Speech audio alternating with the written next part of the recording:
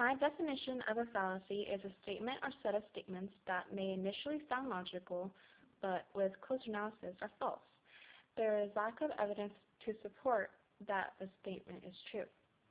In the statement, thousands of people across the world have seen lights in the night sky which they could not identify. The existence of life on other planets is a certainty is a fallacy. I believe a fallacy is non sequitur, which in Latin means does not follow. To explain non sequitur further, it's kind of like 1 plus 2 equals 3, but that doesn't necessarily mean that 3 plus 2 equals 1. Just like in thousands of people across the world see lights in the night sky does not necessarily mean that there is existence on life on other planets.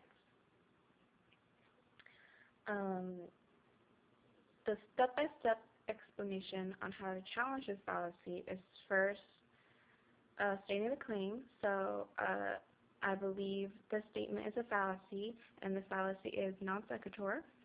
The evidence is the quote may seem logical at first, but is actually false with closer analysis. The warrant is the statement is false because the data does not support the warrant.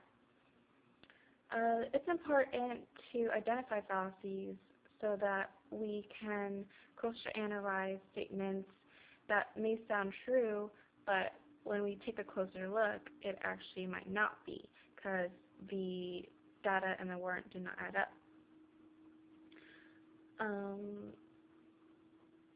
And so, to restate the claim, the statement thousands of people across the world have seen lights in the night sky which they could not identify, so the existence of life on other planets is a certainty, is a fallacy, and that fallacy is non sequitur. I would make this statement more valid by possibly taking out the word certainty and replacing it with possibility, so that if thousands of people across the world have seen lights in the night sky which they could not identify, so the existence of life on other planets is a possibility. That leaves more room to kind of, it's not a certainty, it's a possibility. So going back to the non sequitur fallacy, 1 plus 2 equals 3. 2 plus 3 doesn't equal 1 necessarily, but it could possibly. Okay, on to ethical dilemmas. My definition of ethics is a decision a person has to make using their own personal beliefs and using their own inner decision making,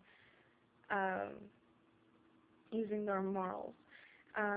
So for the situation with Michael, Roger, Daniel, and Phyllis, I believe the best ethical perspective to apply to this would be the Derridian ethics, in which he says that responsibility to one is also an irresponsibility to another. So by Michael being responsible to either Roger or to Daniel by telling Roger that Phyllis is actually married, Michael is being irresponsible to Roger, if that makes sense. So by Michael either telling Roger that Phyllis is with someone or not, he's being irresponsible to either Roger or to Daniel. So the Derridian ethics believes that you should be accountable and responsible for all aspects of life, and that includes guilt. To use the 4 C's to analyze my argument, the Derridian ethics has clarity because it can clearly be applied to this situation in which one person is just, you're responsible for someone, but you're also being irresponsible to another.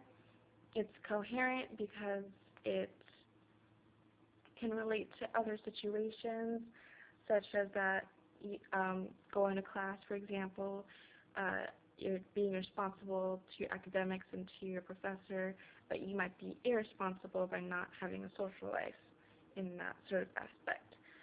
It's consistent because situations like these come up in life all the time, and uh, it's complete because it kind of covers a very realistic situation, and yeah, so it also just kind of analyzes how it's either a good thing or a bad thing. It focuses on both positive and negative aspects of ethics. Okay, to move on to the belief and doubt,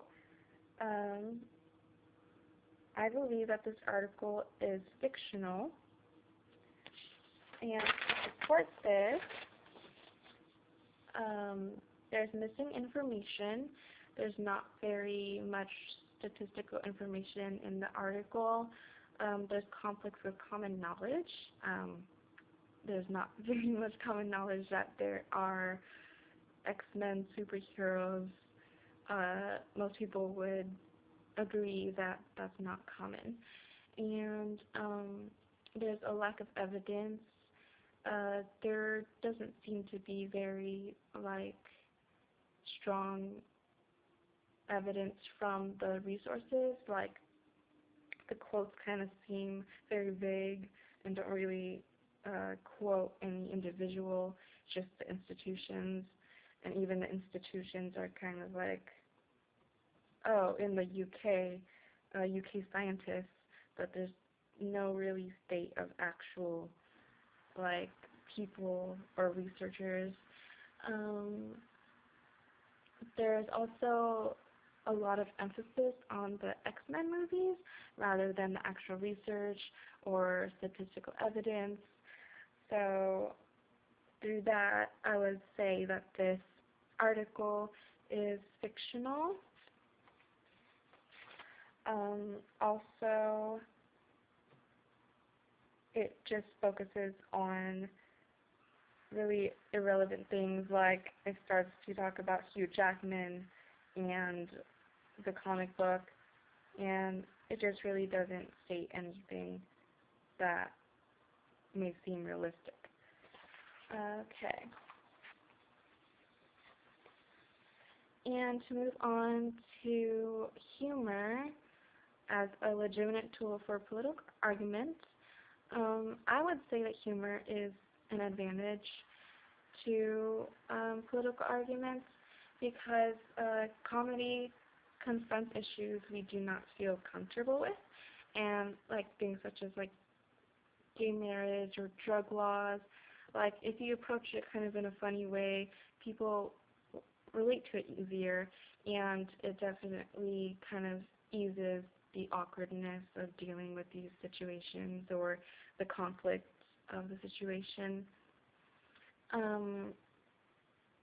It also is a good way for political leaders because there's usually a distance between citizens and leaders, and humor kind of makes the leader seem more human, more relatable to, and the leader seems just less authoritative.